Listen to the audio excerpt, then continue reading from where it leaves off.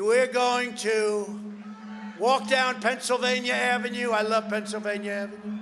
And we're going to the Capitol. We're going to try and give them the kind of pride and boldness that they need to take back our country. On January 6th, hundreds of Trump supporters stormed the Capitol complex. The insurrection was the worst breach of Capitol security since the War of 1812. The siege led to widespread vandalism. More than 50 police officers were injured and 5 people died.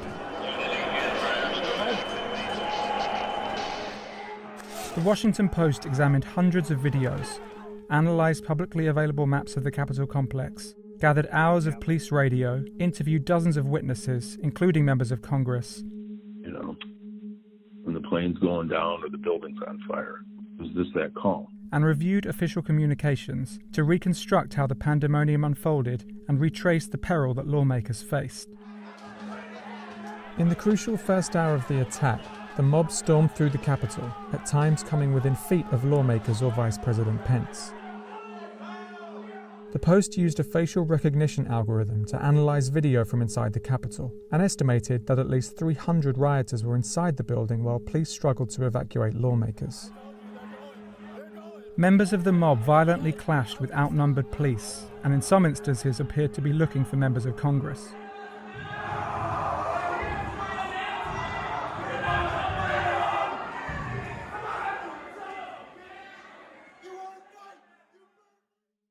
Lawmakers in both the House and Senate chambers are meeting to certify electoral votes for President-elect Joe Biden. Outside, a man uses a police shield to smash a window.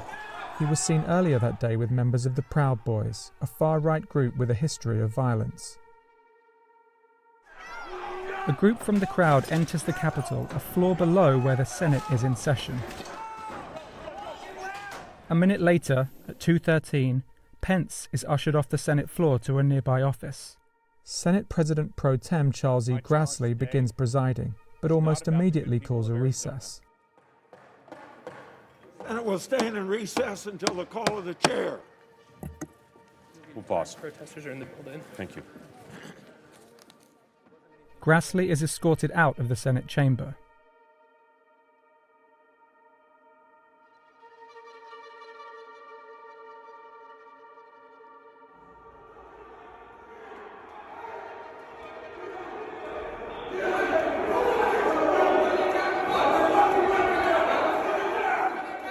At that moment, one floor below the Senate chamber, rioters enter and begin pursuing a lone Capitol police officer, Eugene Goodman, up a staircase to the second floor.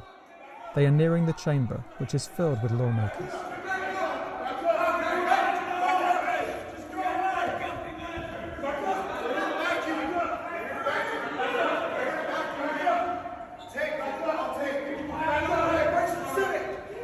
Second floor!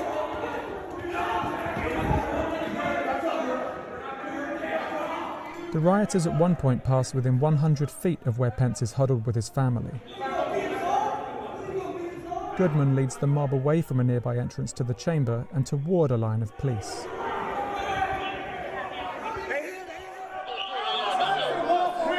What's the point of stopping us at this point? What's the point of stopping us at this point?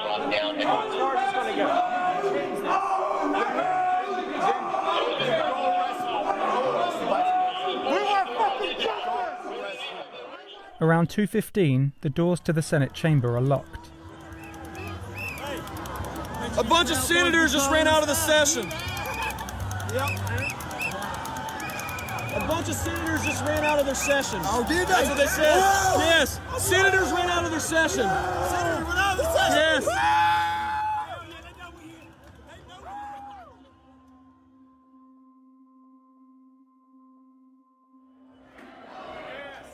As the crowd grows, the mob fills the halls of the Capitol and police struggle to gain control. The rioters splinter off into different factions throughout the building. The House is still in session. Senators wait in the chamber. Well, I kept thinking how the day before I had driven my husband to the airport to come back to Minnesota, and he said, "Now be careful. I'm worried about you. There's all this talk about what could happen." And I said, "Don't worry. The United States Capitol has got to be one of the safest places in the country." Senator Smith texted with her family about her safety.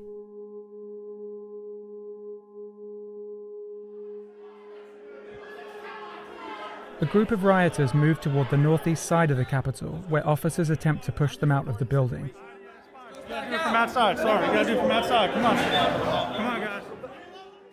Or completely erased from President Trump's total. On the south side, the House continues proceedings, even as the Senate is locked down.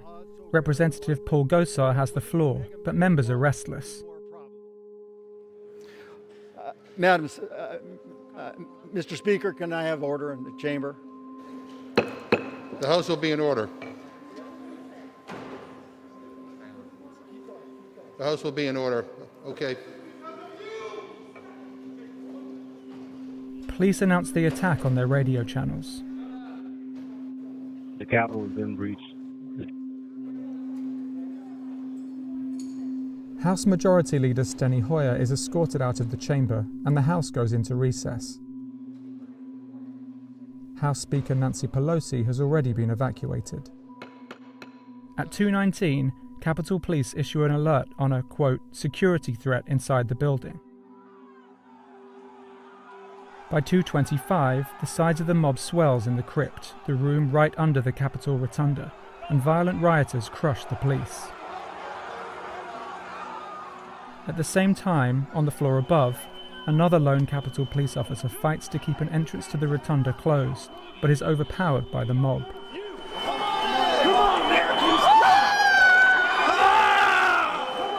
Rioters stream through the now open main doors on the east side of the building. Occupy, do not destroy! Occupy, do not destroy! Do not break it! They flood through the rotunda and into Statuary Hall, moving toward the House chamber, where as of 2:26, representatives have resumed session. We could hear a lot of the noise from the rioters who were entering, and we were getting alerts on our phones about the Capitol being breached, and yet, everything was still continuing on the floor, and we couldn't understand it. Rioters enter House Speaker Nancy Pelosi's suite. Members of Pelosi's staff hide under a table in the conference room. Texting Mike that they're within our hallway. We need Capitol Police, I think, coming to the hallway. They're pounding on doors trying to find her. Yeah.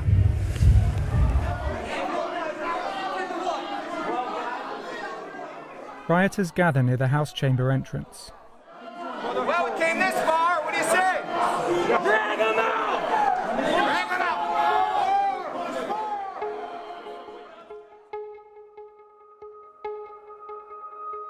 The House recesses again at 2:29. The Senate is evacuated at 2:30. Over the next several minutes, senators move out of the chamber to a nearby staircase. For security reasons, the post is not showing the specific routes lawmakers travel from there, but they pass within yards of rioters, separated only by a handful of outnumbered police. As we were being escorted out of the chamber and walking toward the staircase, I looked over and the Senate parliamentarian, Elizabeth McDonough, was standing next to me, and she was carrying a bunch of things. She was including one or two of the boxes containing the electoral votes as they were cast.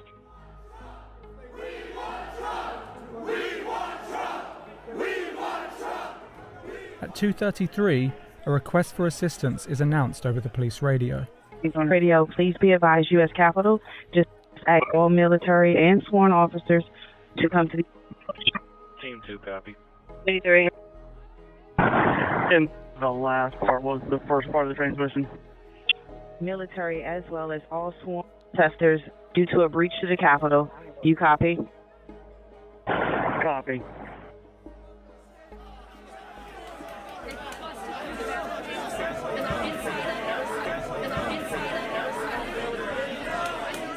Rioters flood the hallways and look for an entrance to the barricaded House chamber, while members of Congress remain on the floor and in the gallery one floor above.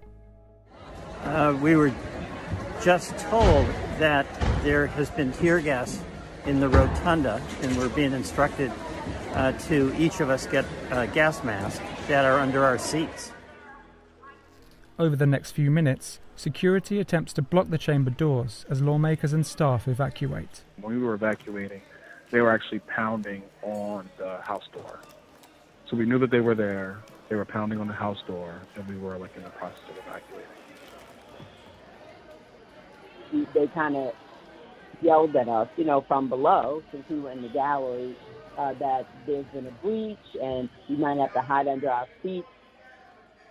Plainclothes law enforcement officers on the House floor draw their firearms and aim towards the doors as rioters break windows and push against the barricade. Lawmakers and congressional staff on the House floor are evacuating via the Speaker's lobby at 2:41, just as rioters reach the lobby and come within approximately 60 feet of the lawmakers. Members of Congress file down narrow, rarely used staircases to a secure location.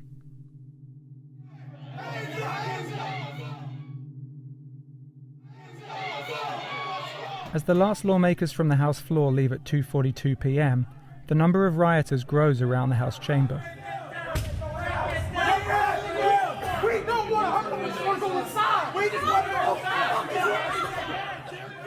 Some representatives remain in the House gallery. I called my wife. And as soon as I heard her voice, I realized, oh man, am I having that call? When the plane's going down or the building's on fire. Is this that call? Officers move aside as a tactical unit is arriving, but the mob starts smashing the windows with flagpoles and helmets.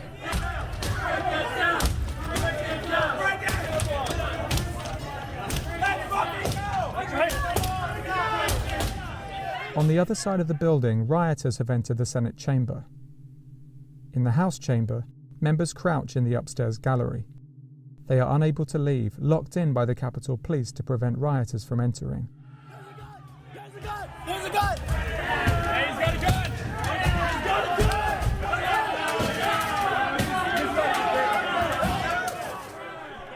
Ashley Babbitt, a Trump supporter and Air Force veteran, tries to climb through the shattered door window.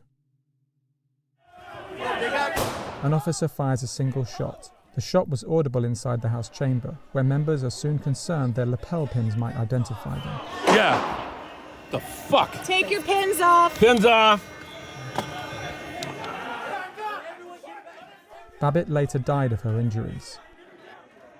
At 2:49, the members in the House gallery are being evacuated by Capitol Police. We walked out of the chamber. There were five or six of the insurrectionists who were on the ground, spread eagle, with their hands above their heads, with Capitol Police around them. The members make their way to safety, the last of the large groups of lawmakers to do so, descending down a staircase in this photograph at 2:53. Over the next several hours, police worked to secure the building, dispersing the crowd using stun grenades and other riot control tactics. The governors of Maryland and Virginia dispatched National Guard troops. At one point, Trump, in a video message, urged his followers to go home, telling them he loves them and calling them very special. The Senate gavelled back into session at 8:06 to confirm Joe Biden as president-elect. Today was a dark day in the history of the United States.